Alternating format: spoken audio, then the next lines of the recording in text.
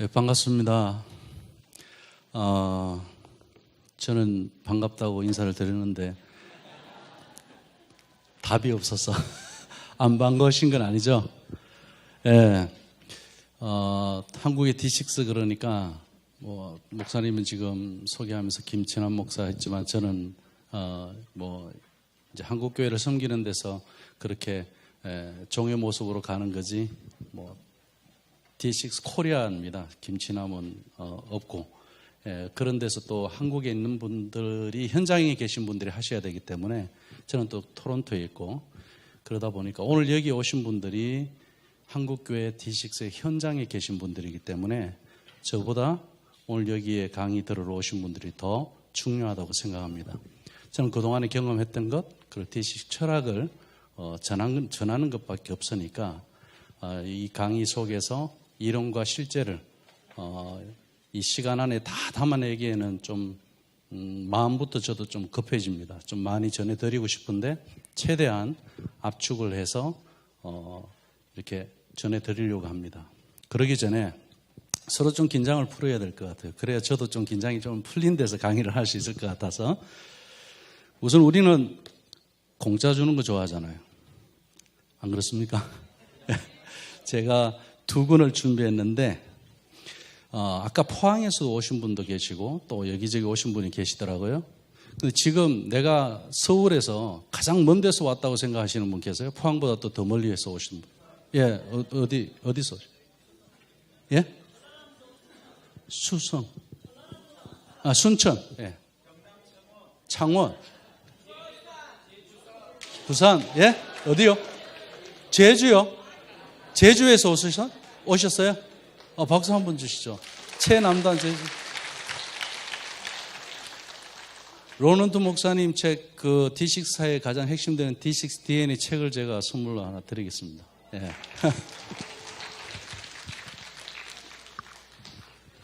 예. 아유, 멀리서 이렇게 비행기 타고 오셨겠네요. 어우,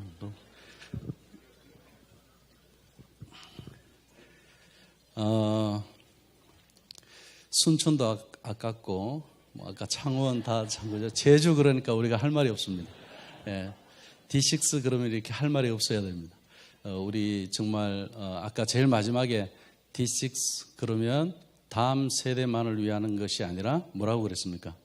예, 모든 세대입니다. 그래서 왜냐하면 부모가 제자 되지 않은 데서 다음 세대 제자 나올 수 없잖아요. 그래서 모든 세대를 아우러서 하는 사역이 D6 사역입니다. 그리고 아까 우리 리더십, 제자훈련, 우리 보통 제자훈련 이야기만 듣잖아요. 그런데 세대 간 제자훈련을 로넌트가 아까 강의에서 아주 핵심을 이야기해 줬습니다. 그러면서 부모의 리더십이 될 수도 있고, 그죠? 우리가 살아가는 모든 현장에서 그 리더십을 제자훈련과 밀접한 관계가 있는 데서 동전의 양면과 같다는 데서 이야기를 했어요. 그래서 아까 우리 나눴잖아요. 무슨 대화를 했는지 궁금합니다. 저는 이전호 목사님하고 아까 로넌트 목사님이 나누라고 했을 때 종으로서 섬기는 것을 나누라고 할 때 목사님 뭐라고 말씀하시냐면 자식을 위해서 종이 되어서 섬기겠습니다. 이렇게 말씀을 하시더라고요. 박수 한번 주시죠. 예. 예, 저도 자식을 제자 삼으려면 부모가 뭐가 돼야 된다고요? 예, 종이 돼야 된다. 예, 어떤 종? 아까 로넌트가 다 이야기했잖아요. 그죠? 그런 모습이 우리에게 필요할 것 같고 D6에서는 굉장히 그것을 많이 강조합니다. 사실은 D6 이야기를 하면 처음에 제가 한국에 왔을 때 D6가 뭐야? 이렇게 이야기하시더라고요. 혹시 D6를 D12하고 또 다른 거가 아닌가? 이렇게 생각하시는 분 계세요? 네.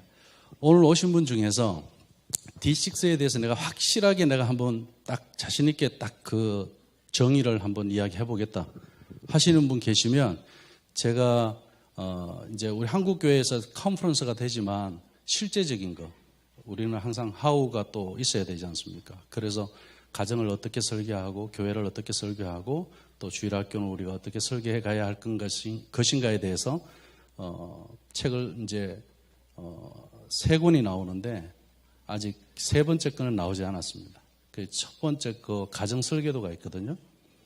제가 이걸 선물로 드리려고 합니다. 한번 정의를 한번 내려주실래요? D6에 대해서 알고 계신. 모르니까 오셨죠, 그죠? 그래도 알고 계신 분 계시지 않을까요? 예.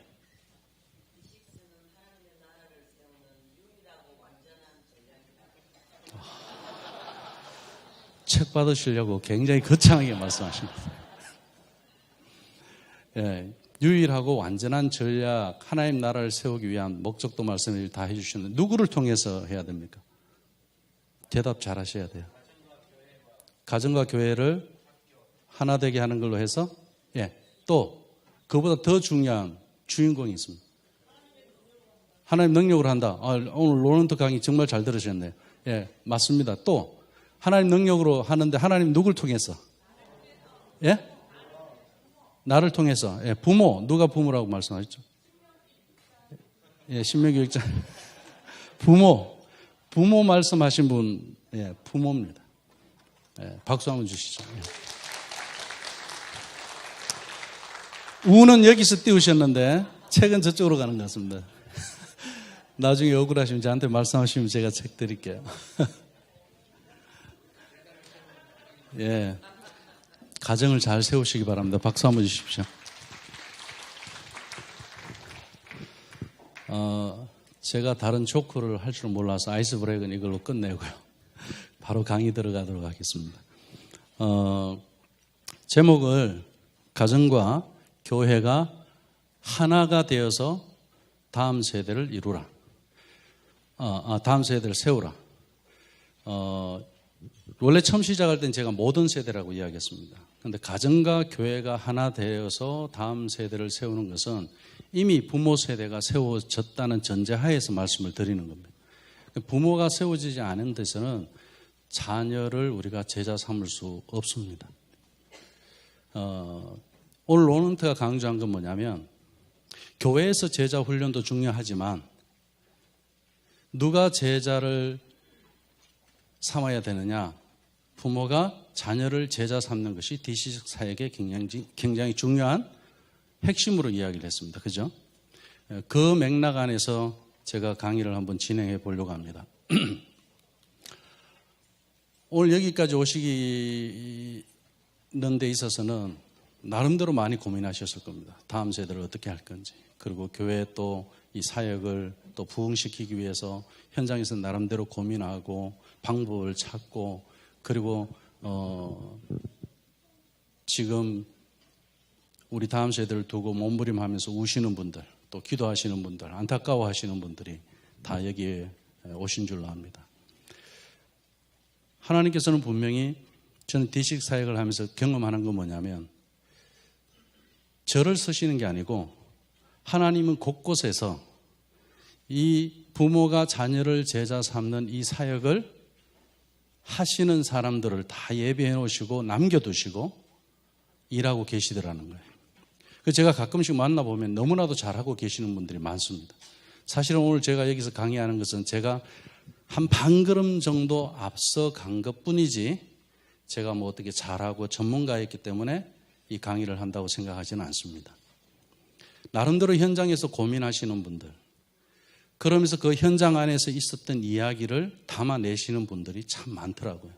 그래서 저는 그런 분들한테 아니 여기 와서 들으시는 것보다 제가 가서 배워야 되겠다고 그렇게 말씀을 드립니다.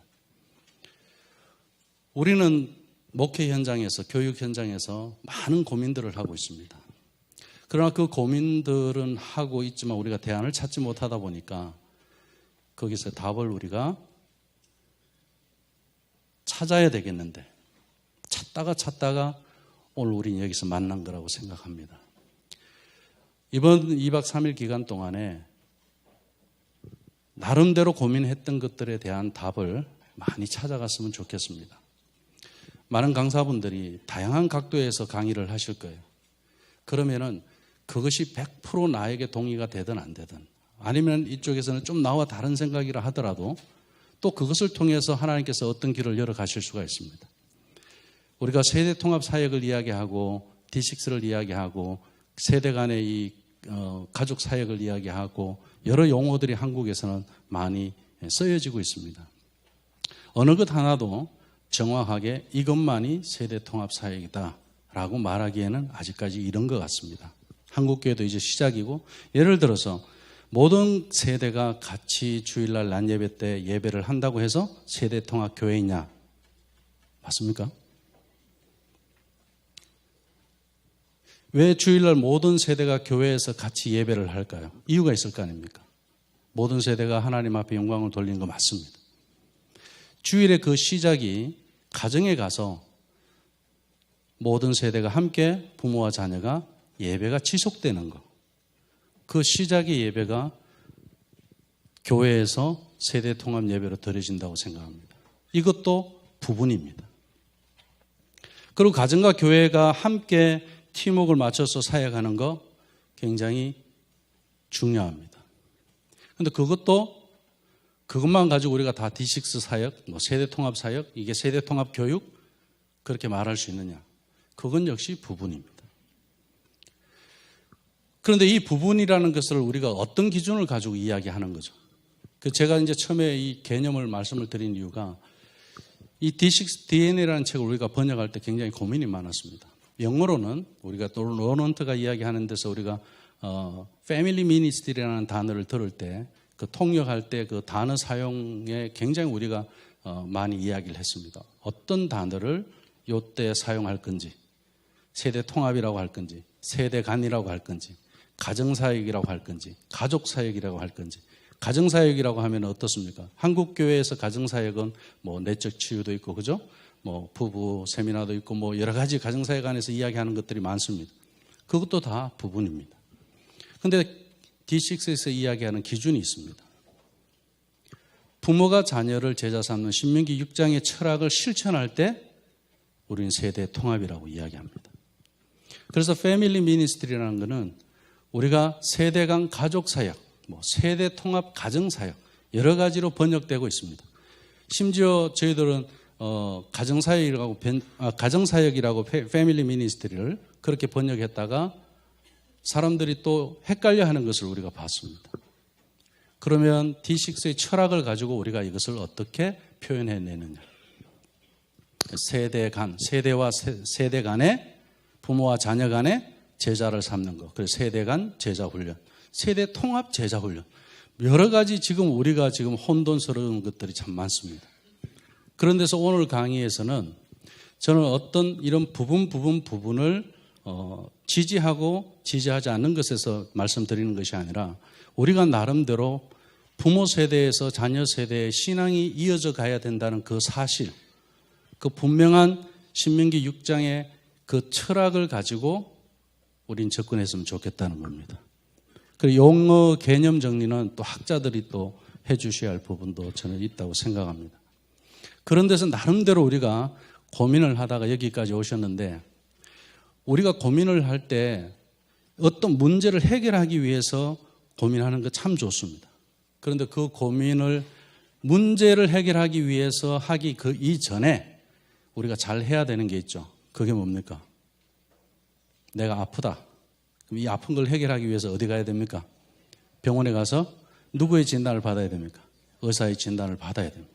그럼 그 진단하는 사람들은 우리입니다. 우리가 지금 현재 현장에 있기 때문에 저보다 오늘 여기 오신 분들이 진단을 훨씬 더 잘할 수 있습니다. 중요한 것은 답을 찾기 전에 문제를 진단해야 된다는 거예요. 그런데 많은 학자들이 진단을 했더라고요. 그리고 나름대로 우리도 고민하면서 진단을 했습니다. 작년에 로넌트가 한국에 와서 첫 번째 했는 말, 미국에 실수가 있다 그랬습니다. 그것이 한국에서 반복되어져서 한국의 실수가 되지 않았으면 좋겠다라고 이야기했습니다. 그게 무엇이냐면 모든 사역에 부모를 제외하는 것은 거짓된 메시지다, 이렇게 이야기했습니다.